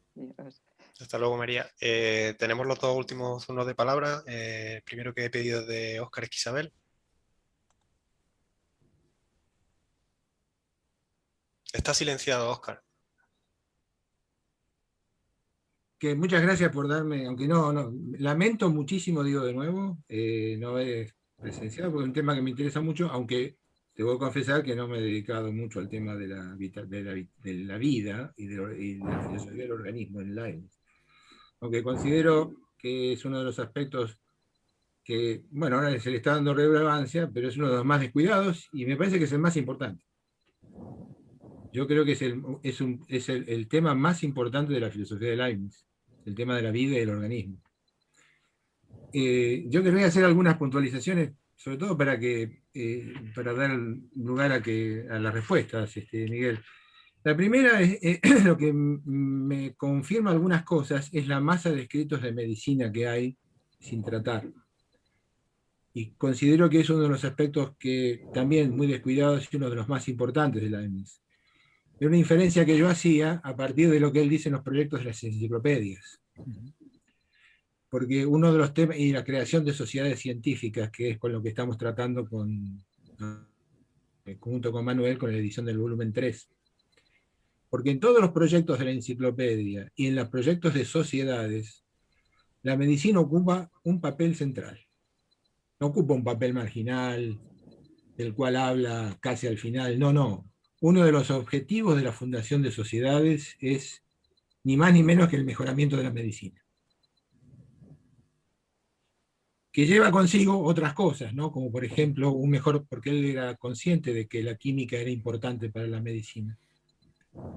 Entonces, lleva consigo también el mejoramiento de la química y muchas otras cosas más. Eso es uno de los objetivos fundamentales de la fundación de sociedades. Y esto es bastante consistente con esta idea de que hay una masa de escritos de medicina que no han sido tratadas, porque en realidad es un arte y a Leibniz siempre lo vemos desde el punto de vista de la filosofía, de la metafísica y de las cuestiones de fundamento. Pero en sus diseños de sociedades científicas y en sus proyectos de organización de las ciencias, la medicina, lo práctico y dentro de lo práctico, lo que llama el usum vitae, ¿no? La utilidad para la vida, y la práctica de la medicina ocupa un papel gravitante, no diría central solo, sino gravitante. Así que lo que vos me decís me lo confirma. La segunda cuestión es que yo creo, como Juan y como vos también y muchos otros, que la cuestión de la vitalidad de la vida es central en la EMIS. Y que hay que darle más importancia de la que habitualmente se le ha dado. El tema que quizá sea muy dificultoso de elucidar, eso te lo propongo a vos, es el nivel, digamos, es el escalamiento de las explicaciones, ¿sí? Es decir, ¿en qué nivel de escala introducimos la vida como punto explicativo? Me refiero a esto. Cuando hablamos, a veces la EMIS parece ser reduccionista, en el sentido de que todo se funda, todos los procesos físicos, desde el choque de los cuerpos hasta el funcionamiento del cuerpo, funciona en última instancia por reducción a procesos mecánicos. El problema es, ¿cuál es el nivel de explicación de los procesos mecánicos? Porque si dentro del nivel de explicación de los procesos mecánicos, como fundamento de los procesos mecánicos, están los procesos vitales, entonces hay una explicación vitalista de los procesos mecánicos. Porque ¿en qué nivel, dónde nos detenemos en la escala de explicación? Cuando queremos explicar el choque de los cuerpos, Leibniz introduce una serie de propiedades físicas, dentro de las cuales, por ejemplo, la inercia, lo que él llama resistencia, lo llama antitipia, ¿no? Más que inercia, que comprende un conjunto de propiedades, que es la pasividad del cuerpo. Y la inercia, la masa y la elasticidad. Pero la elasticidad no es un fenómeno que produce, no es lo único, ¿no? El problema de la fuerza. Y eso está vinculado en última instancia con propiedades mecánicas. Entonces, el nivel de escala es importante, ¿no es cierto? Ahora, lo que quiero decir es que en última instancia, la mecánica misma puede basarse en una forma de vitalismo, y que las leyes de la mecánica misma se deriven de principios vitalistas. Así que ahí hay un problema. Hay otra cuestión, y con eso, digamos, sería la segunda cuestión. Y la tercera cuestión es que a veces Leibniz usa esta ficción. Si al cuerpo le sacáramos, al organismo le sacáramos el alma, sería la máquina animal. Eso sí sería un mecanismo. Porque funcionaría como un autómata. Si por dice, hay algunos textos, ¿no? Dice, si Dios por un acto de milagro aniquilar el alma dentro del organismo, eso sería la máquina animal. Pero no puede hacerlo. Porque no puede, sería un acto arbitrario aniquilar el alma en un organismo. Es decir, el organismo tiene que tener alma. Y el alma es expresión de ese organismo. Eso me hace pensar y que cuando el organismo es expresión de ese alma. Claro, el organismo es expresión de ese alma. Claro, no se nos tiene que olvidar la otra parte. Claro, el organismo es expresión del alma, ¿no? Y el alma es expresión del organismo. En el fondo es una unidad expresionista. Entonces, pensando de esa manera, y cuando Leibniz habla de que el cuerpo tiene como una especie de vida propia, en realidad ahí está funcionando siempre esta idea de que el organismo es expresión del alma. Desconectar, aunque no haya una relación causal, porque en el fondo es eso lo que niega Leibniz, que haya una relación de causante, pero no excluye otras formas de relación ontológica entre el alma y el cuerpo. Sí, claro. Lo que pasa es que nosotros quizá tenemos una forma de pensar demasiado reduccionista, que toda relación ontológica tiene que ser una relación causal. Y Leibniz, justamente, para mí, esa es mi interpretación, la relación de expresión no es una relación ideal, no es una relación causal, pero sí es una relación ontológica. Entonces, cada vez que pensamos un organismo, nunca la pensamos disociado de un alma. Siempre está el alma. Solo que no vamos a hablar del alma, dice, hablamos del organismo de expresión. Bueno, y eso es nada más lo que quería, esas tres cosas quería plantear. Estoy más o menos de acuerdo en los comentarios que has hecho. Sí. Sí, yo creo que también me parece también una de las cosas más fascinantes de Leibniz, ¿no? El hecho de que, y yo creo que lo que dices tú, ¿no? Yo creo que es marcar un poco, ¿no? El paralelismo, ¿no? El dualismo, ¿no? Ahí se desdibuja un poco, ¿no? Esa idea, ¿no? De que existe una unidad y una relación entre cuerpo y alma. Por supuesto, como dices tú, no es una relación, no es una causalidad, ¿no? Eficiente, ¿no? Eso es lo que, contra lo que está luchando Leibniz, pero sí lucha, ¿no? Por intentar explicar, ¿no? esa relación, ¿no? Y utiliza muchas, ¿no? muchas vías, ¿no? No solo la simple, ¿no? y sencilla de la armonía preestablecida, ¿no? Tiene la teoría de la expresión, ¿no? Tiene la teoría de la fuerza, ¿no? Hay otras vías, ¿no? A través de las cuales Leibniz intenta, ¿no? Explicar esa relación, esa unidad, ¿no? Que es el cuerpo y alma, ¿no? Sí, no voy a decir mucho más porque creo que tus comentarios no estoy de acuerdo con ellos, sino prefiero que alguien más intervenga, ¿no? Si hay tiempo. Muy bien, bueno, de tiempo vamos un poco justos, pero tenemos ya la última intervención, la última palabra que pedía, que es de Omaira. Bueno, muchísimas gracias. Miguel, también justo como con Oscar me pasó igualmente, sin embargo, pues tengo el documento y estoy trabajando en paralelo tu traducción con la que realizó Smith y Duchenau, porque pues a propósito como mi trabajo de tesis doctoral va por esa línea y me ha apoyado bastante en tus escritos. Y a partir de eso, pues me atrevo a hacerte dos preguntas, y es justamente con relación a la concepción de metamorfosis que está manejando Leibniz con la noción de preformismo. Si ya del cuerpo vivo ya preformado se encuentra toda la composición de lo que nos podrá suceder y lo que nos ha sucedido, a propósito de eso, ¿cómo iría o cómo entraría la enfermedad en esa parte?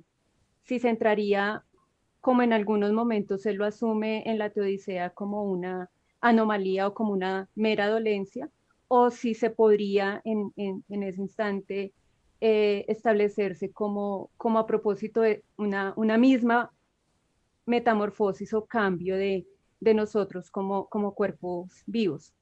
Y por otra parte, con relación a lo que mencionas de medicina, que obviamente pues se queda uno como muy corto por la falta de esa transcripción de los manuscritos. Justin Smith y un profesor alemán, Busche, mencionan y ellos toman una posición que se podría hablar de un proyecto de eudaimonía médica a propósito de la propuesta pragmática que hace Leibniz con la medicina. Entonces, pues me gustaría de pronto escucharte a ti, ¿qué posición tomarías frente a esas propuestas que hacen Smith y Boucher? Muchísimas gracias. Sí, de nada. Sí. Sí, bueno, en realidad no, yo creo que con respecto, ¿no?, a esta última cuestión, si lo entiendo bien, no estaría, ¿no?, un poco en desacuerdo con lo que has dicho, ¿no?, que defienden ambos, ¿no?, como una especie, ¿no?, del contexto general en el cual, ¿no?, digamos, Leibniz incluiría la medicina, ¿no? En esto quizás, ¿no?, Óscar, que conoce más bien, ¿no?, lo que es, digamos, la configuración, el orden, ¿no?, de los saberes y en torno, ¿no?, a los proyectos de enciclopedia y de ciencia general podría aportar alguna cosa más, ¿no?, otra, ¿no?, alternativa, ¿no? Pero en mi caso no. Y con respecto a la primera cuestión, claro, si lo entiendo bien, no, la enfermedad lo que no puede hacer es introducir una discontinuidad. Si por eso entiendes anomalía.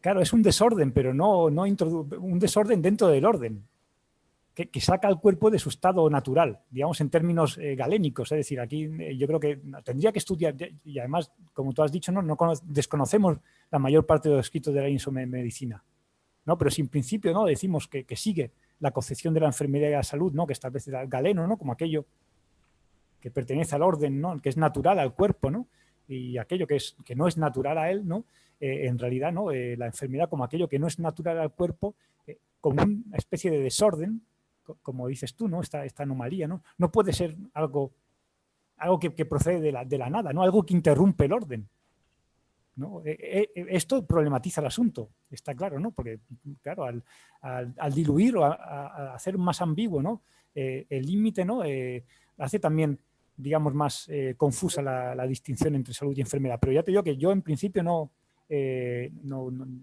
tanto que desconocemos muchos textos de medicina de Leibniz, no podría aportar mucho más sobre esta idea, ¿no? Si te he entendido bien, ¿no? Sí, Óscar.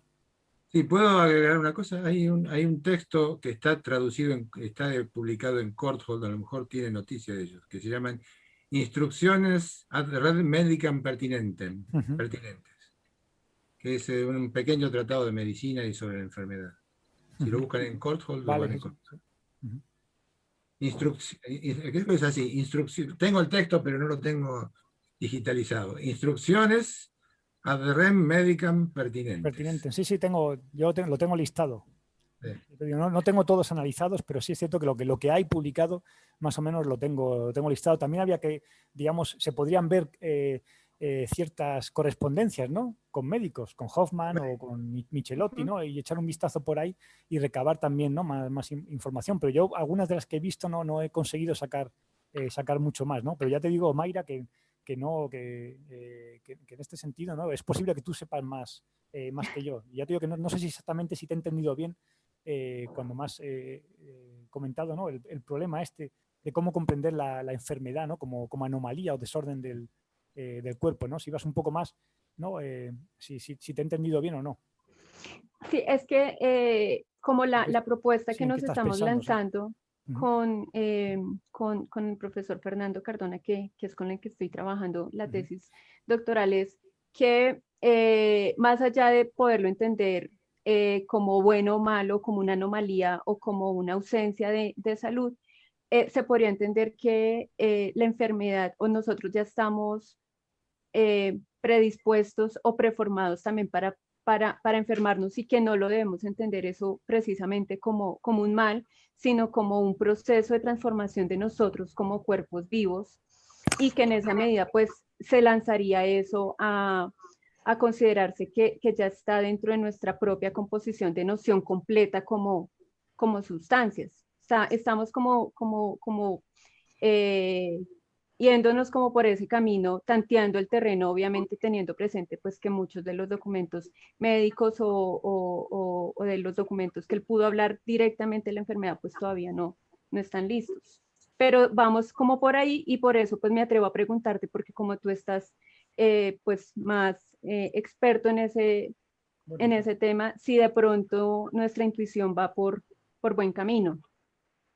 Sí, no está claro que morir es un proceso natural. y es una transformación y es una metamorfosis, ¿no? Dentro de lo que es el ciclo de la vida, ¿no? En realidad no es ningún punto final, ¿no? Ni un punto inicial, ¿no? Como remarca, ¿no? Muchas veces, ¿no? Pero incorporar, ¿no? Digamos, la enfermedad y el desorden, no sé, tengo ciertos, sí veo por dónde va lo que dices, ¿no? Y es cierto que tiene su lógica la iniciana, ¿no?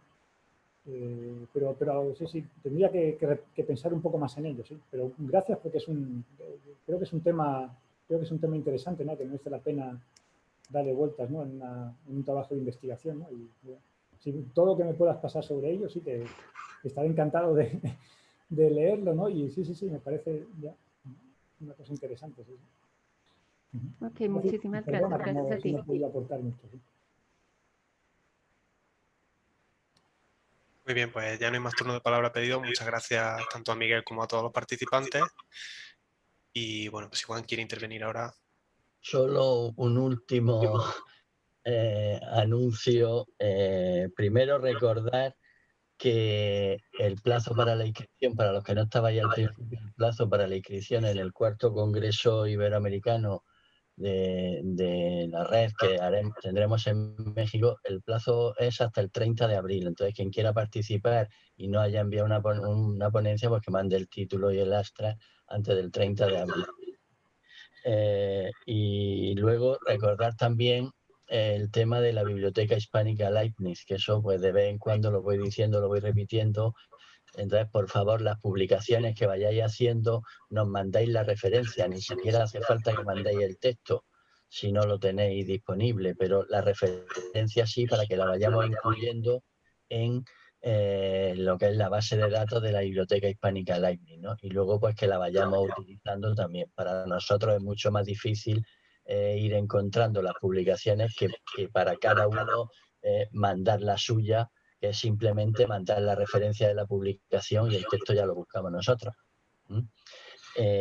Y luego, por último, pues nada, la próxima sesión será ya la última de este curso, será el 8 de mayo y la ponencia la hará Rodolfo Facio y ya está. Entonces, pues nada más, gracias por asistir, me alegro de que esto vaya funcionando y se vayan integrando varias generaciones distintas de estudiosos de Leibniz, porque eso le da un interés especial. Y nada, nos vemos el 8 de mayo la próxima vez. Hasta luego. Buenas tardes. Buenas tardes. Hasta luego.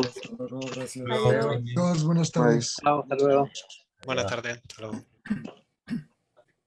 Gracias, saludos. Adiós.